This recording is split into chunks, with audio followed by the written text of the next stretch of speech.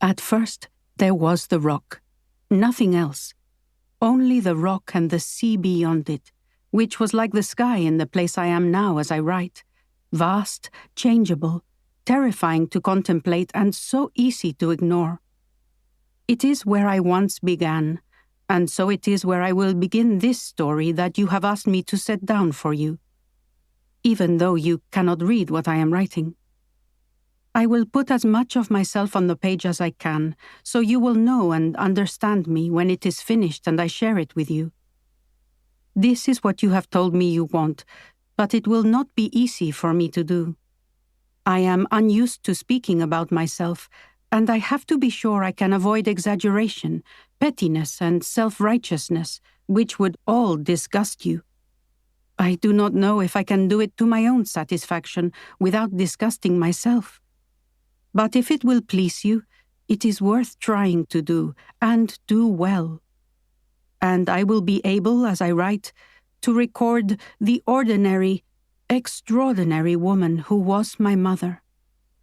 So I will start, and then it will be done. With the rock. I was born in Gibraltar, in the building where I lived until May 1940, when I was 23 years old. I was my mother's 7th child, but only the 2nd who lived.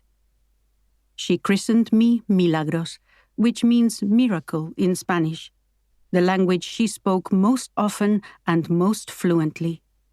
It is not an unusual name in Spanish. My father spoke English most often and most fluently. If he could have managed it, he would have cultivated a Scottish accent because his surname was Dunbar. He was Duncan Dunbar, and proud of it. My name on my birth certificate might have been Milagros Dunbar, but he called me Rose.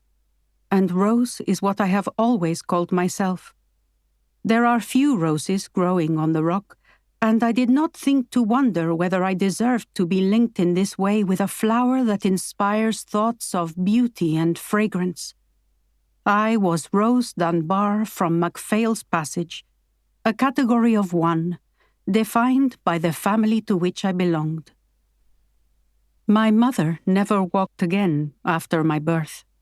She could stand, take a few steps, hobble from one chair to another, but nothing that could truly be called walking was possible afterwards.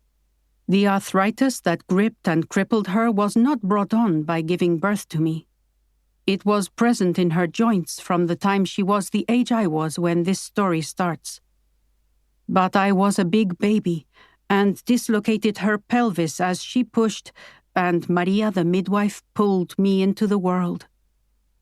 I was what sent her over the edge, from being a woman in pain who managed, despite it, to keep her house and tend to her husband and son, into a woman so severely limited in her movements that my earliest memories are all of my father, giving me my bath, cooking my food, dressing me, hugging me. By the time I was a teenager, I was doing everything that Ma needed doing to keep herself clean, tidy, fed. All these being things she could not do for herself. My brother, Jamie, did much of the work in the house with my father's help. We were a household of 2 women, 2 men, but the 2 men did what might usually be described as women's work, and the 2 women were reduced to one unit, like a cart and horse.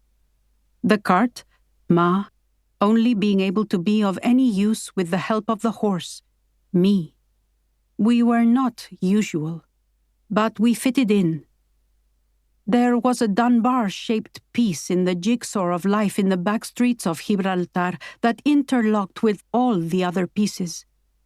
We were part of the picture, however odd. My mother was Mercedes Dunbar, and she had a reputation. Never a good word to say for anyone, as the women on the street or on the staircases and landings said, talking about their neighbors. If they had known I could hear them, I think it would have made no difference. And of course they were right. There was no softness to Ma, no tolerance. She did not, as I suspect the staircase gossips thought she did, hold herself to be superior to them.